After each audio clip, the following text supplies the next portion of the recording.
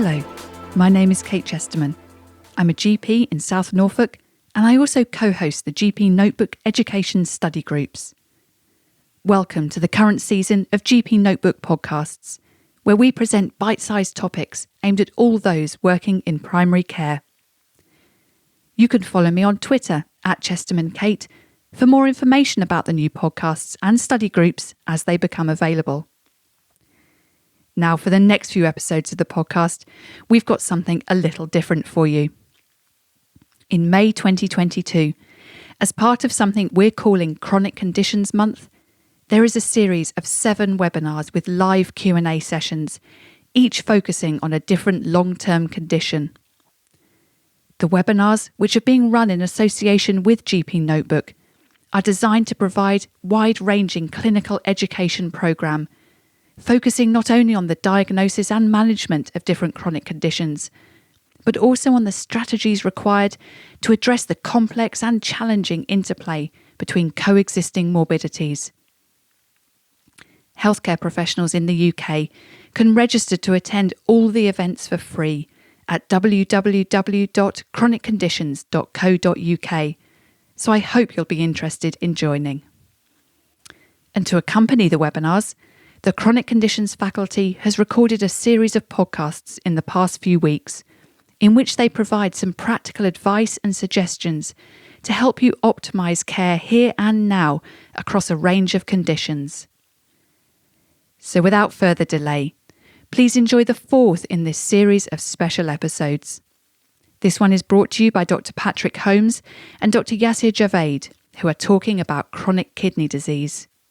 Hello, I'm Yassir Javaid, a GP with specialist interest in cardiology in Northampton, and it's a huge pleasure to be joined by a very dynamic and charismatic primary care colleague, Patrick Holmes, a GP with specialist interest in diabetes based in Darlington. Welcome to our podcast, which comes to you as part of Chronic Conditions Month 2022, which is taking place throughout May.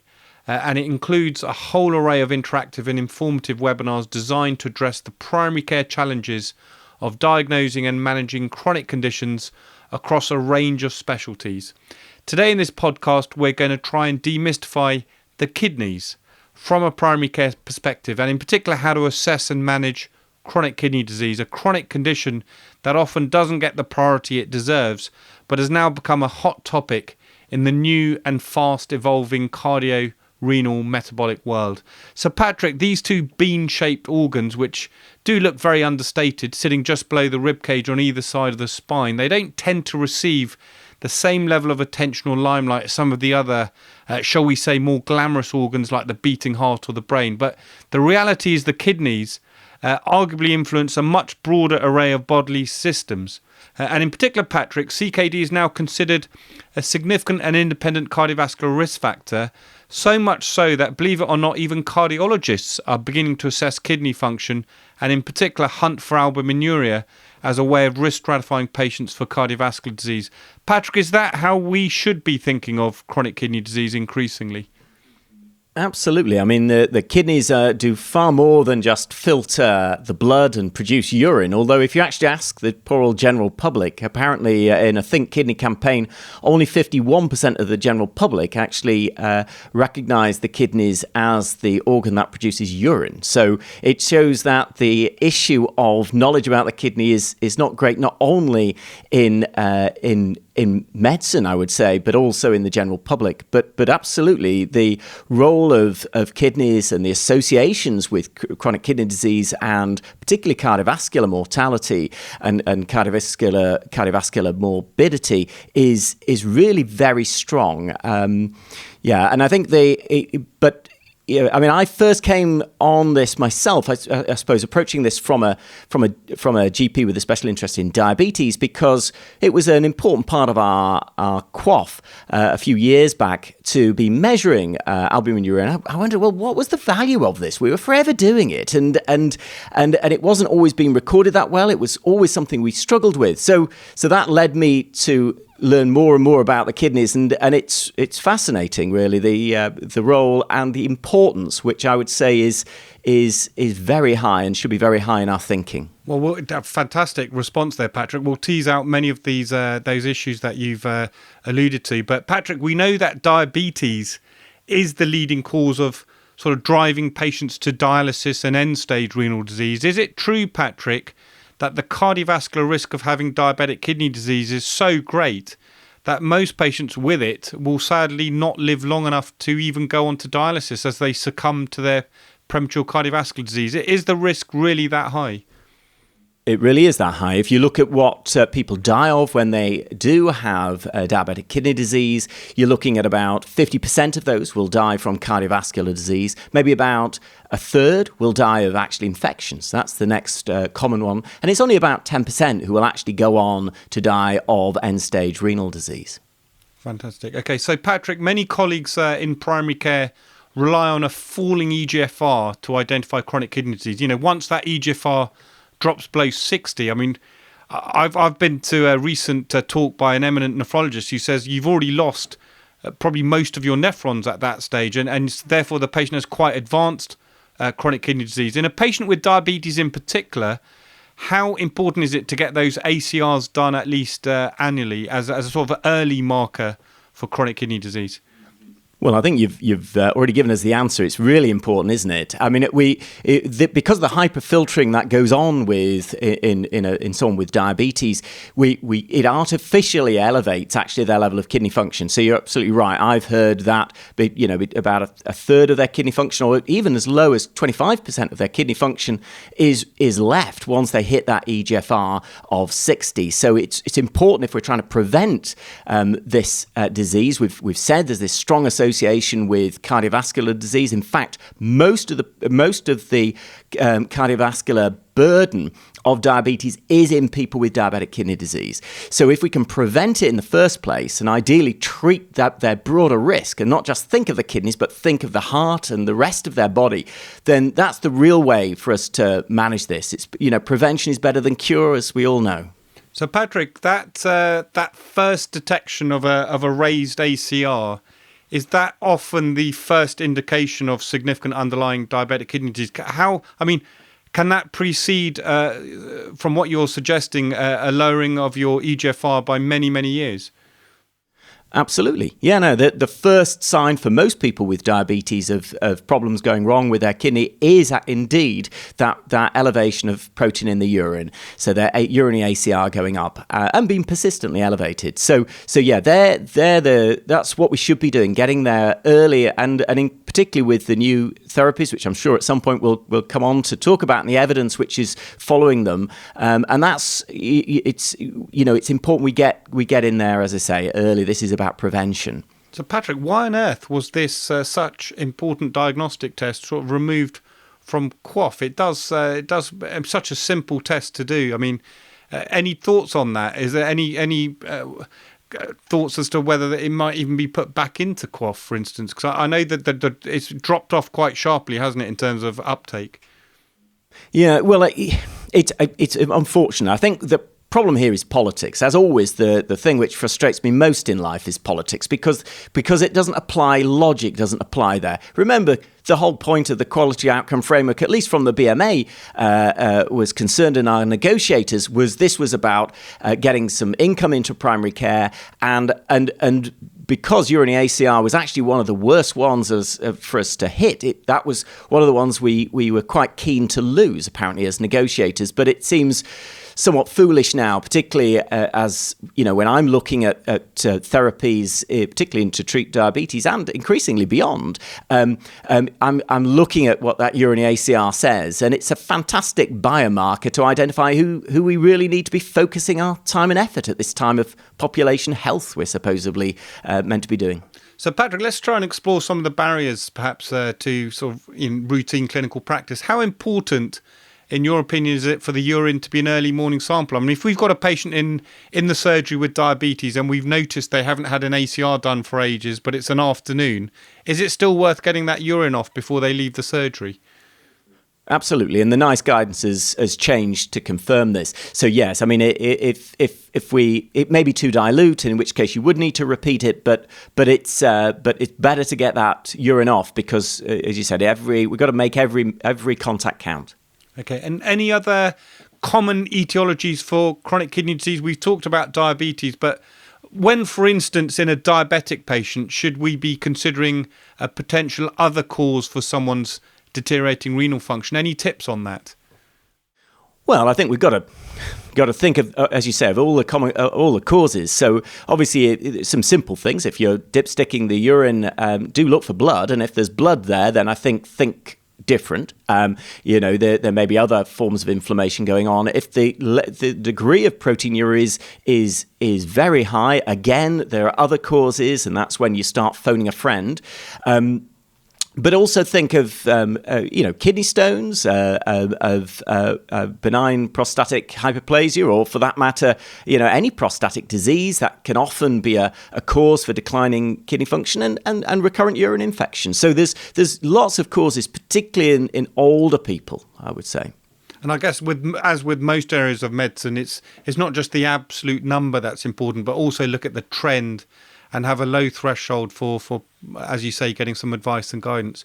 So, Patrick, let's focus on what I think are the most, arguably the most exciting class of drug therapy in medicine at the moment, certainly the most exciting class in diabetes and cardiology. But I've noticed the nephrologists, traditionally very stoic sort of individuals, are now also getting very excited about the SGLT2 inhibitors. Can you throw some light on why?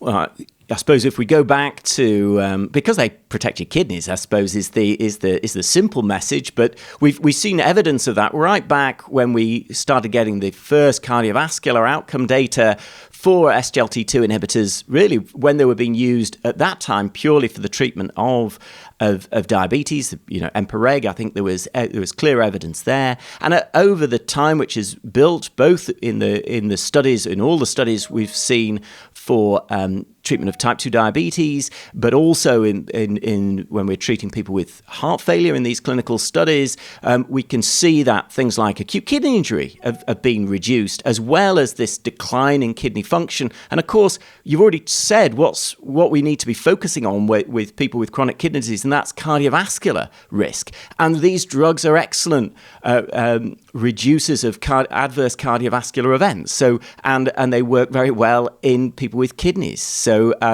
with chronic kidney disease, rather. So it fits in, and this is the first new therapy really for the treatment of chronic kidney disease. We now have 2 clinical studies which have come out. Another one which has just been stopped actually because of overwhelming benefit of SGLT2 inhibitors. So we have the Credence study using canagliflozin, which came out about 3 years ago now. A couple of years ago, we got DAPA-CKD, which looked at people not only with type 2 diabetes, but without type 2 diabetes, and showing the benefit of, in that case, dapagliflozin.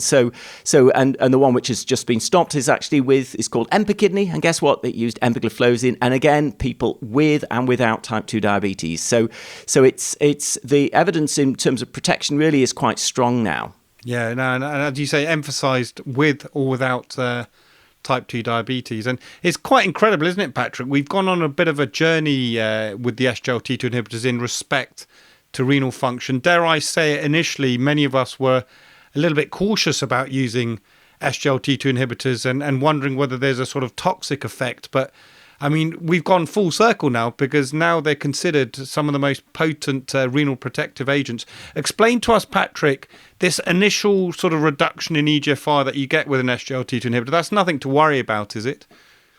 Well, I think that's generally fair, but the way it works is similar in a sense to an ACE inhibitor, at least in terms of the hemodynamic effect. So we know that if the EGFR drop is less than 30%, this is data actually which comes from Credence, which is the vast majority of people, then we should be happy with this, because the reduction in the EGFR is not permanent. It's just purely related to the reduced filtering pressures, which is actually partly what's preserving that kidney function. So we should be comfortable with it, because if we withdraw it, yes, the numbers will go up. But what we're doing is sort of flattening that decline in kidney functioning. And again, just mentioning that study, so Credence what we know is that simply by adding an SGLT2 inhibitor on top of maximum tolerated treatment, in this case, maximum tolerated ACE inhibitors or ARBs, in this case in type 2 diabetes, because it was the Credence study, we were going to buy an extra 17 years life worth from these kidneys. So it helps people age better, I suppose, is one simple message. I mean, that's a fairly impressive prognostic benefit. So look, you've talked about the the evidence being so robust.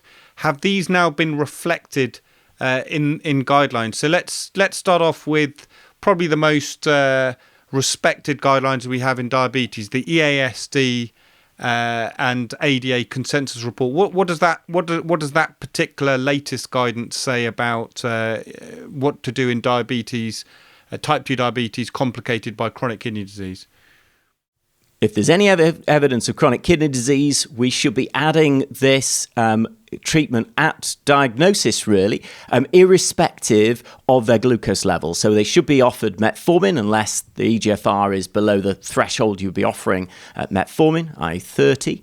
But you'd be offering it alongside that metformin for its renal protection effect. And rather than this glucose lowering effect, of course, you get more than one thing with an SGLT2 inhibitor, don't you? So did I hear that correctly, Patrick? Irrespective of the HbA1c. So even if someone's got a pristine HbA1c, if their diabetes is complicated by chronic kidney disease, you would be very happy to add this treatment.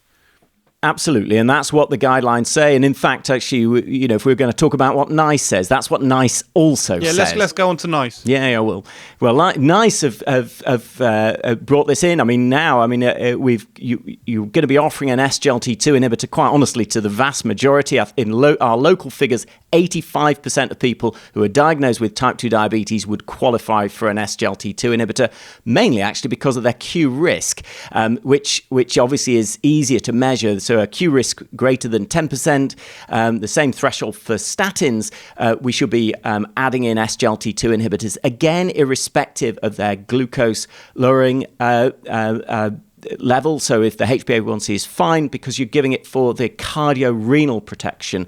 And anybody with any evidence of kidney disease with a recent NICE TA, actually, with dapagliflozin to reflect the evidence which has come from DAPA-CKD. But there, irrespective, actually, of the albuminuria, they've recommended if you've got type 2 diabetes, you should, and have got evidence of chronic kidney disease, then you should be offered in that case, dapagliflozin.